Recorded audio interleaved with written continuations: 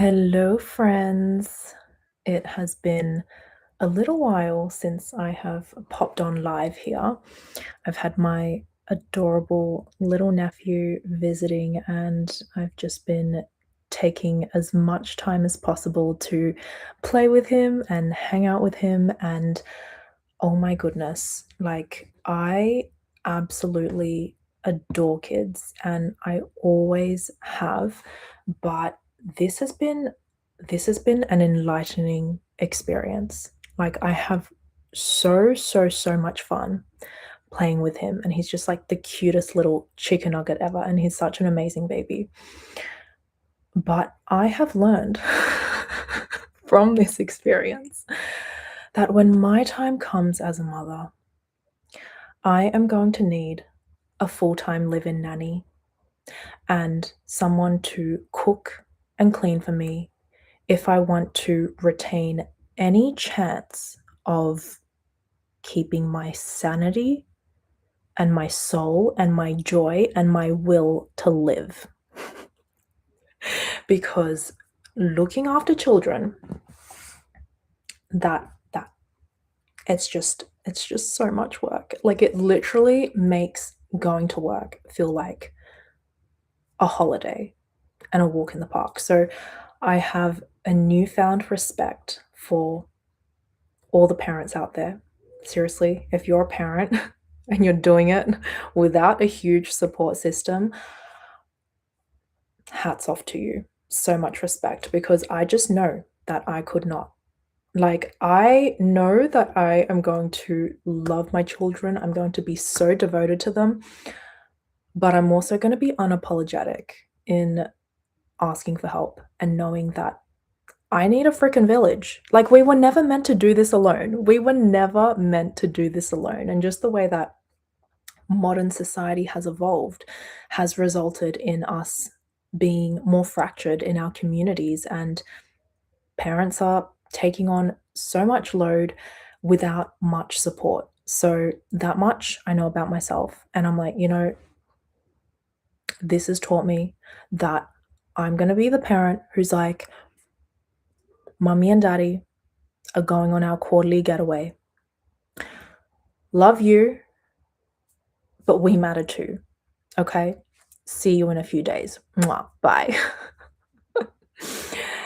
Yeah, seriously, I'm like, when the moment that you have kids, like, you got to just go all in and be devoted to them. So you have to look after yourself as well. And it's making me realize that I really need to live it up. Live it up right now. While that time still hasn't come. Oh my goodness. Hello, everyone. My body changes and you somehow learn to live on no sleep. Oh my gosh. Well, you know what? I'm waiting for that day, because seriously, if I'm an 8 to 9 hour sleep kind of gal, and when I get 7 hours, I am grumpy AF. So the day that I discover Melanie who can run on like 5 hours of sleep, wow. I don't know. I don't know if I can do that. I'm like, I don't know, someone needs to do the night shift, like, please. Mama needs her beauty sleep. And I'm like, I'm not even my nephew's mom. I'm like peripheral help, and I was just in a freaking daze for the whole of the first week. Anyways, enough about me. I wanted to hop on here and chat with you guys about being the chaos. No.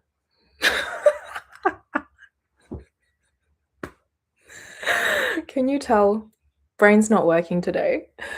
We're talking about being the peace amidst the chaos, and how we can be the pillar in our families and in our communities that people find refuge in, that people go to when they are seeking stability, when they are seeking haven, and when they are seeking someone who is stable and strong and peaceful within.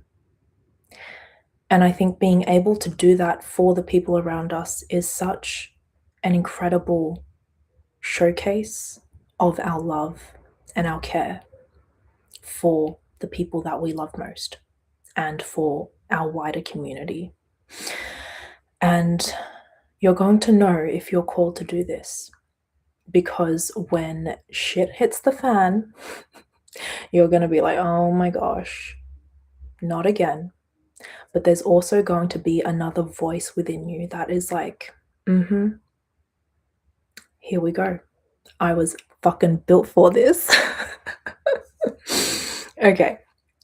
So one of the most important things we need to do when we are wanting to be that pillar of peace, it sounds selfish, but I cannot emphasize enough how important it is that we, number one, prioritize looking after our mental, physical, emotional health.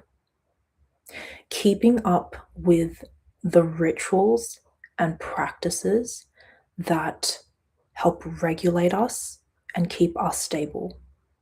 Because it's so cheesy, right? But if we don't pour into ourselves and make sure that we are nourished from within, how can we expect to be that pillar that other people can come to and that other people can seek stability from, right? When we are not looking after ourselves, we are not feeling good, we are not well rested, we are not, looking after our bodies. Like everyone is different, and you're going to find what works for you. But for me, I have to carve out that time in the morning and in the evening where I don't necessarily have to get all of my rituals done, right? I'm discovering that with kids, the clock, the universe runs around them. Not you and your morning yoga. I used to wake up and be like, nobody talk to me.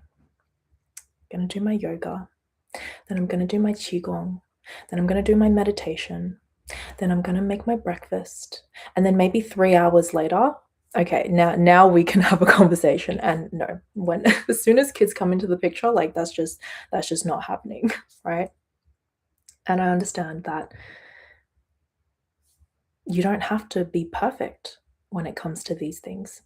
However, if I don't get my whole routine done, I'm at least carving out 10 minutes if I can only get yoga done that morning, right? Or if I can only do like my 5 minutes of my qigong. I need to make sure that I look after myself first in the morning. Otherwise, I'm going to be resentful and I'm going to be grumpy, and I'm not going to be a source of peace. I'm going to be a source of chaos for everyone. And that does nothing for the people around me. And in the evening as well, find what works for you. But for me, I find that working with the body and with releasing the tension held in the body is so life-changing. And even the other day, I remember my sister was telling me, she was like, lately you've been really good at just staying calm. And I'm like, yeah, I don't know what it is, but well, I do.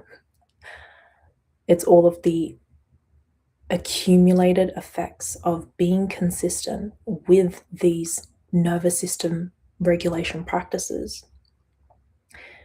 You don't notice the effect immediately, but after a few weeks and months of being consistent, you start to realize that you just respond to situations differently. And you just have this level of calm and composure that you didn't have before. And when someone comes at you, let's say in a moment, they maybe, I don't know, they say something to you that you feel is really rude, or they say in a tone that is not the nicest. What typical therapy talk teaches us is that you need to lay down your boundaries and tell the other person that that is not okay to speak to you like that, right? But when you are operating from that framework, you're operating from a reactive framework, and you're operating from the same frequency of the person who is coming at you.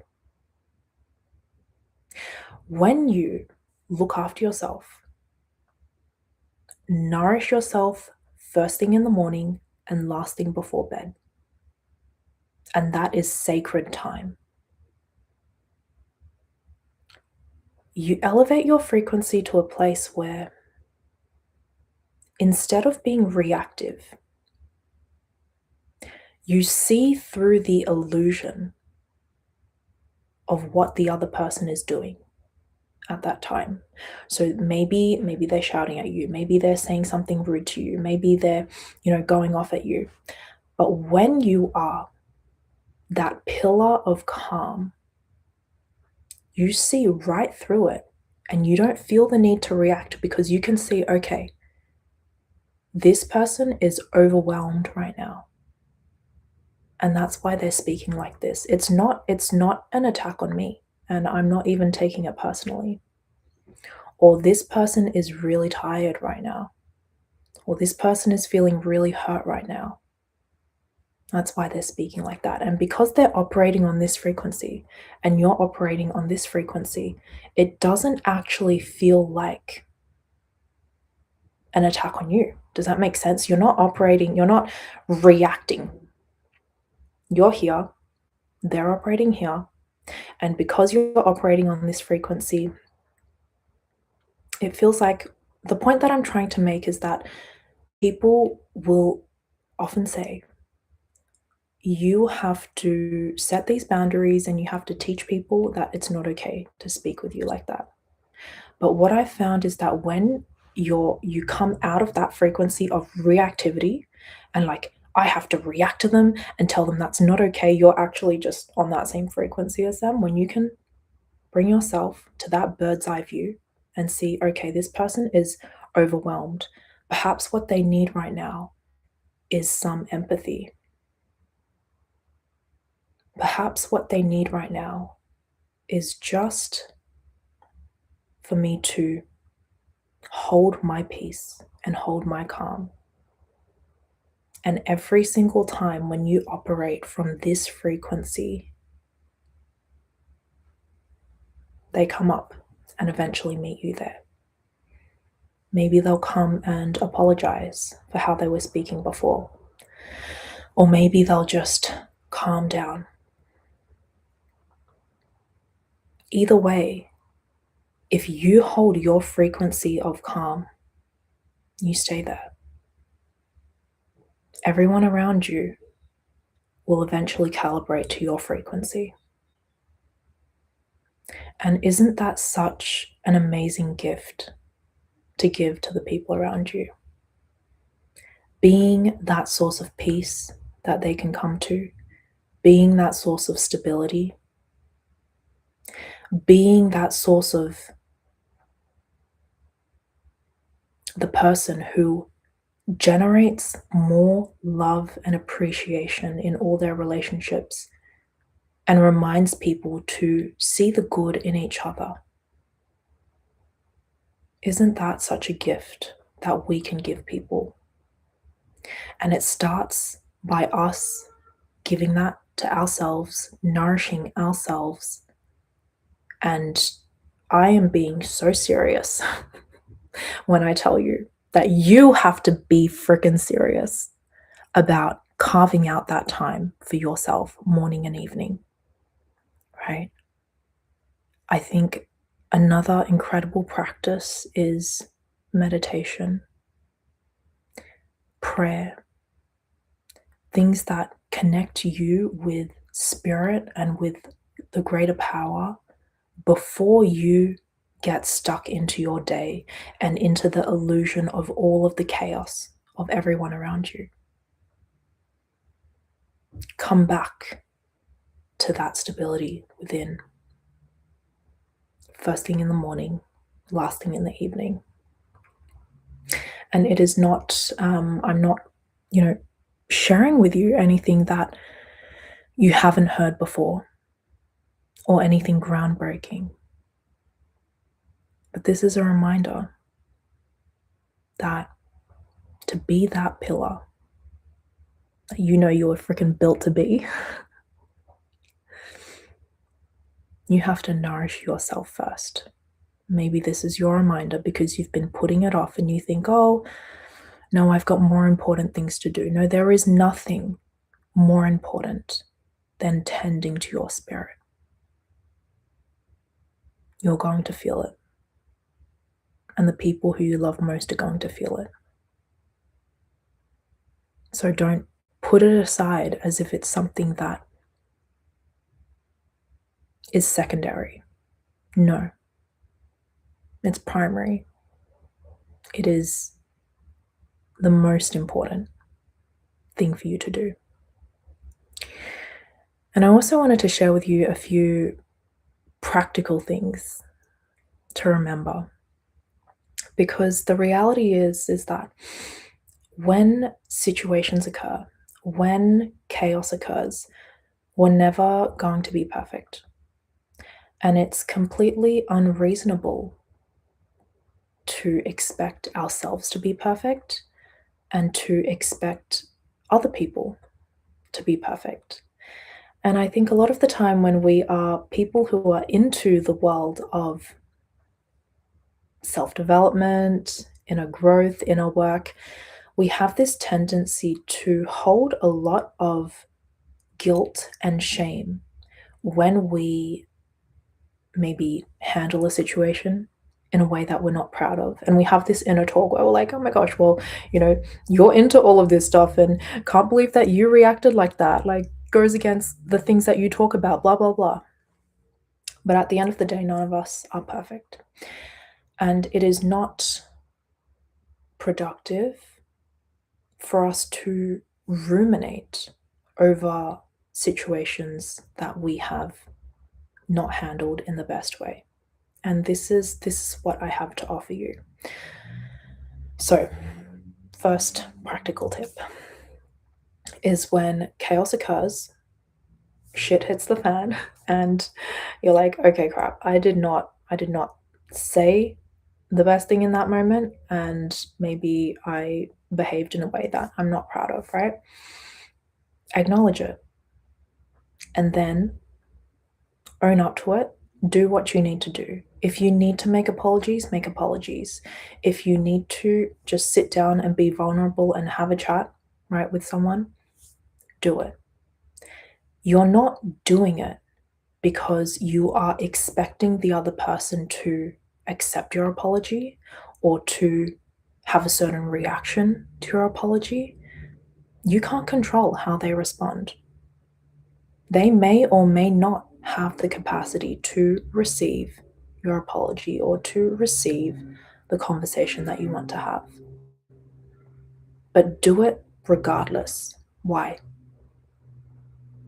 Because to be the person that you want to be a woman of character, you have to do the thing that is the right thing to do, regardless of how the other person is going to respond to you. Be the person you envision yourself to be, regardless of what the response is going to be, regardless of whether you're going to get praise for it, regardless of whether the other person is going to be open arms or be like,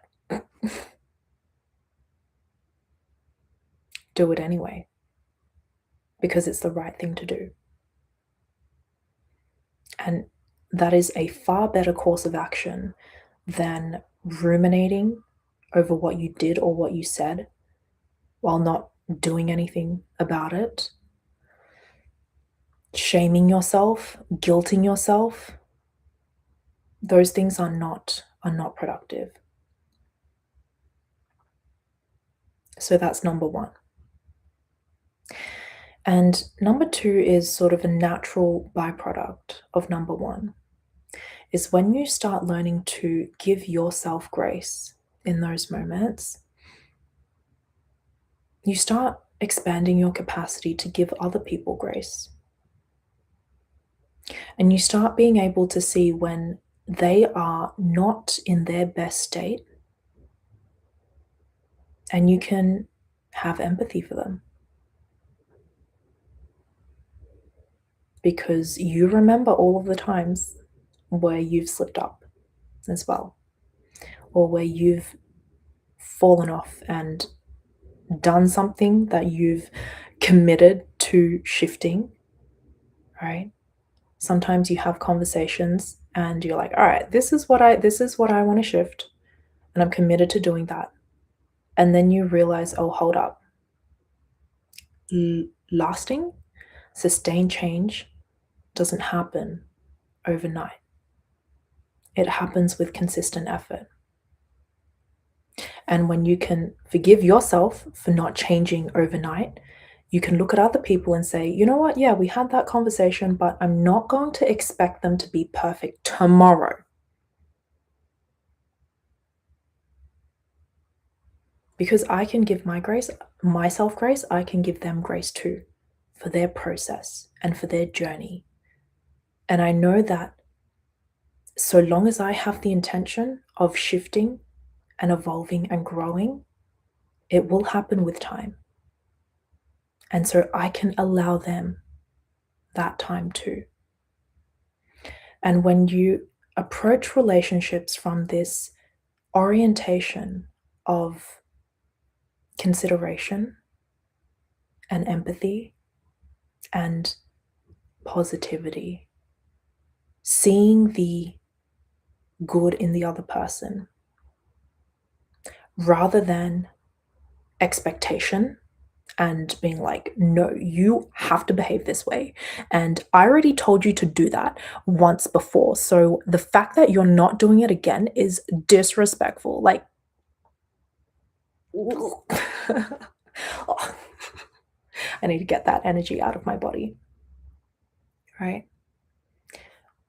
You can feel the difference between the two orientations towards seeing other people.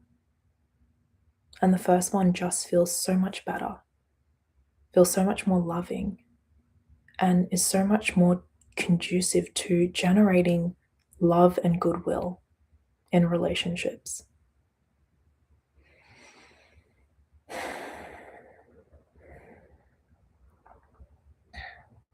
There was one more thing I wanted to share. I'm trying to remember it. Let's see if it comes back. Hello? Where were you? Anyway, if it comes, it comes. I was chatting with my bestie the other day, and she was telling me how she had deleted Instagram off of her phone, and she was like having the time of her life, just not being so connected to social media. And I've really discovered that over the past couple weeks that my little baby nephew has been here, and it's really, really just forced me to be more present. And as a byproduct, I've just been on my phone way less. And it's been so good and it's been so nourishing.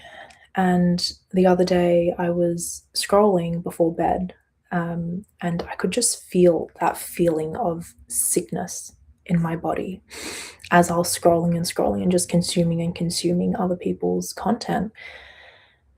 And it made me realize how important it is for us to disconnect online and make sure that we have boundaries and standards for ourselves with how much we consume of other people's lives through a screen. And one thing, one tip that my bestie shared that I thought was so good was that she started treating her phone time like she was clocking in and out of work. And, like 6 o'clock in the evening, all right, phone down, and like she wouldn't go on it anymore because like the workday's over, right? And the phone is just part of the workday. And once that's done, it's time to put it down and focus on connecting with the people in your real everyday life, the people nearest and dearest to you, and to actually be present when you're with them. And that is, I mean, I've just felt such a difference in doing that.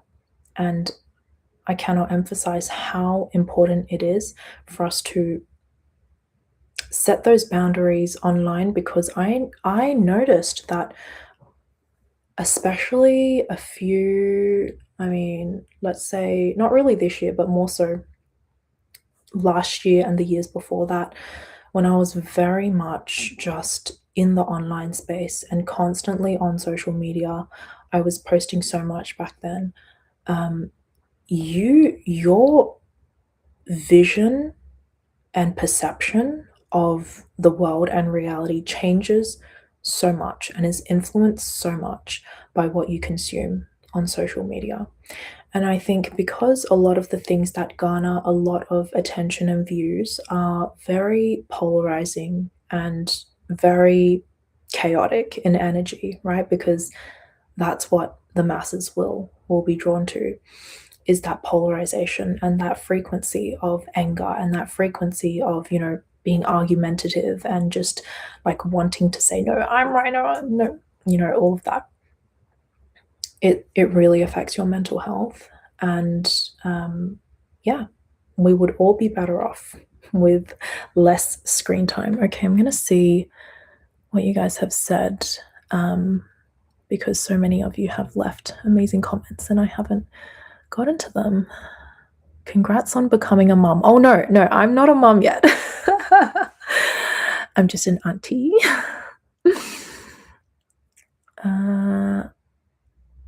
Hello. We're living in a very fast-paced environment. Yes. Staying calm. We need to focus on staying calm and not react on our emotions. Yes, that's right. YP is really... I loved your view of parents as we're sitting on the shoulders of giants. Yes. So truly, as I mature and get older, I realized that I used to have the thought process of, I'm the cycle breaker, and I'm the one here who is meant to really blaze the trail of bringing emotional health into the lineage. But as I've continued walking on this journey, I've realized that every single generation has stood on the shoulders of those who came before them. And our parents broke cycles that we didn't see. Our grandparents broke cycles that we didn't see. And all of the work that I do, that you do, that we do, is simply a continuation of the work that they have already begun.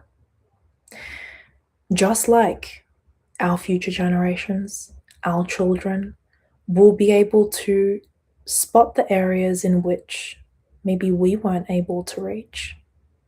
And they will, standing on our shoulders, continue the work as well. So, yeah, it's really just a continuation of the work of all of our ancestors, and all of our descendants will continue the work as well. And that releases a lot of the pressure as well from us doing like everything. Like, we're never going to be able to do everything. Our goal is just to simply elevate every generation in whatever way we can, in the gifts that we were given, in the vision that was given to us. And yeah. Thank you for that comment. Okay. Wow, so many of you joined today. Thank you so much for joining and for sitting with me. The replay or the video will be up on YouTube as well. And yeah, it was so nice. It was so nice just to carve out this time to sit with you and to chat with you. And I had like 10 minutes of meditation before I hopped on here, and it was like the best thing ever. It felt like such a luxury. But now I'm like, oh my gosh, gotta go, because I want to go play with my little nephew. So thank you again for joining. I am going to catch you on the next live, whenever that is. And yeah, enjoy your day. Take care.